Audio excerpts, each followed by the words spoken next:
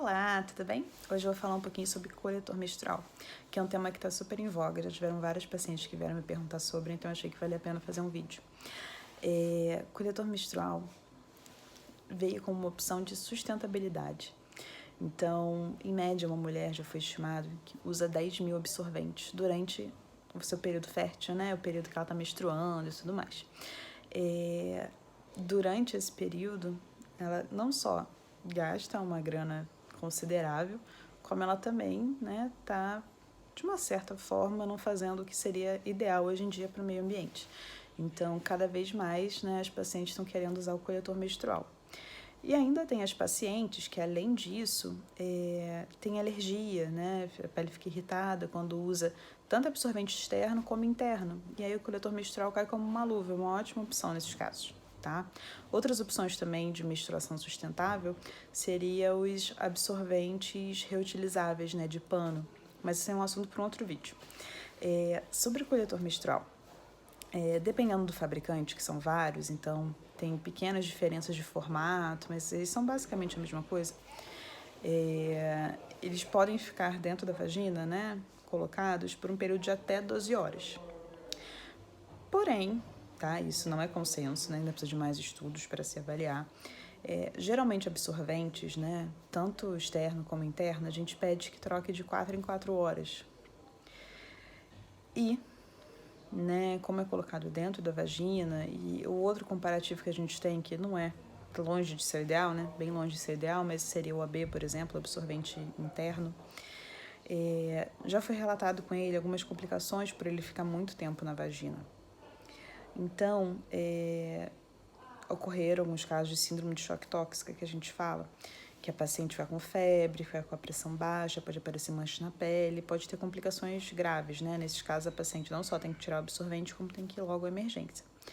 Então, como ainda tem poucos anos de uso do coletor menstrual, a gente ainda quer mais estudos, né? Com meta-análises, com evidências e tal, para ver se tem realmente complicação, se realmente essas 12 horas são totalmente seguras, tá?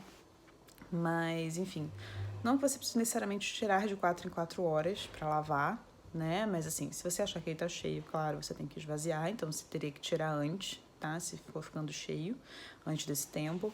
Mas, assim, se fosse comigo, né, opinião pessoal, eu trocaria a cada 6 ou a cada 8 horas o coletor menstrual, tá?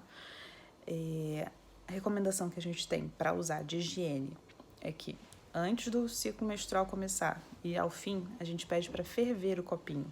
Então, o que você faria? Pegaria o copinho, né, que estaria guardado da menstruação anterior, por exemplo, e vai colocar em água fervente por 5 minutos. Isso faz com que mate aquelas bactérias que podem estar ali, e aí você pode lavar sua mão, né, com água e sabão e colocar o copinho, né? A gente dobra o copinho e coloca lá dentro.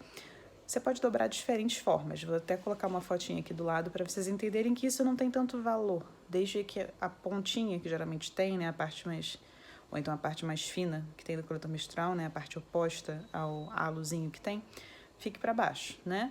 Então, basicamente é isso. É simples de colocar, tá? Ficar com coletor menstrual, ele não é para gerar dor, tá? Se tá gerando dor, é que provavelmente está posicionado de uma forma incorreta. Então, aí vale a pena você tirar, né? Puxar pela pontinha, que a maioria deles tem, dobrar de novo e colocar de novo, tá? As mulheres, quando começam a usar, geralmente falam que sentem, né? Ele é presente ali, algumas falam, outras não.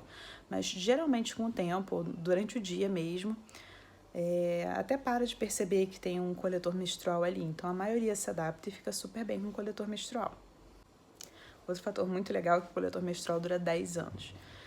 E tem diferentes tamanhos, né? Geralmente, essas marcas mais conhecidas, que é o Enciclo, o Fleurit, eles têm diferentes tamanhos. Então, eles geralmente dividem em pacientes que já têm filhos e que não têm filhos e pacientes que têm mais ou menos de 30 anos. Né? Geralmente, esses pacientes que são mais velhas ou que já tiveram filhos, geralmente são um pouquinho maiores. Mas aí você tem que ver qual que você se adapta melhor, tá? E aí, só comprando e colocando, né? Tem um deles, né, só para não ficar citando nomes, vende 2 juntos, né, os 2 tamanhos juntos, o outro não, vende separado. Também eles vendem juntos, que eu acho bem interessante, que é um protetor de coletor menstrual, que é como se fosse um copinho com tampa, que é para você colocar o coletor menstrual dentro. Então facilita se você, por exemplo, tiver mais de um e na hora de trocar, vamos supor, tem paciente que se queixa de ter que sair do banheiro, às vezes quando está no local público, lavar na pia, depois entrar de novo no box para colocar de novo o coletor menstrual. Então, uma opção é você ter mais de um, né, e guardar na caixinha, e você tiraria, né, o coletor menstrual, esvaziaria, jogaria uma água ali com chuveirinho, e se você não quiser introduzir de novo ou não tiver chuveirinho, você pode colocar um outro e deixar ele ali no copinho, tá? É uma opção viável para você fazer. Então, eu acho que esse ponto é muito importante. Outro ponto que as pacientes se perguntam é falar, o coletor menstrual tem cheiro ruim, fica fedendo e tudo mais. Assim, o que eu vejo de relato da paciente é até o contrário, quando elas estão usando. Porque quando você tem um absorvente externo, se você deixa muito tempo, o absorvente interno também bastante tempo, fica um cheiro às vezes forte de misturação menstrual. As pessoas podem perceber ao redor. Então, o coletor menstrual, por ficar todo o sangue ali represado, digamos assim, fechado, não fica em contato com o ar tanto assim, então acaba que esse cheiro de menstruação que algumas pacientes reclamam, não costuma perceber tanto com o coletor menstrual, tá? Geralmente é menos. Outro fator legal é que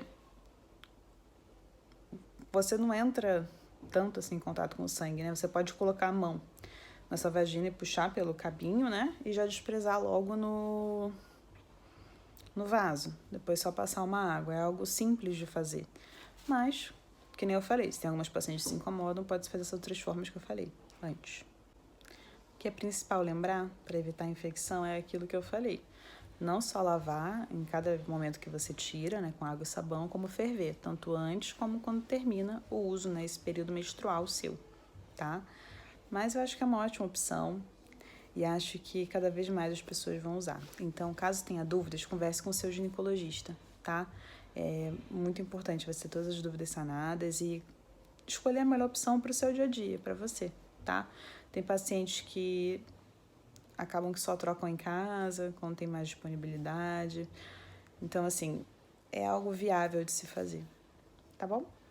Então, se quiserem me perguntar mais alguma coisa, ou se quiserem que eu faça um vídeo depois sobre calcinhas, absorventes de pano, né? Como é que funciona, também coloca aqui embaixo, tá bom? Beijos!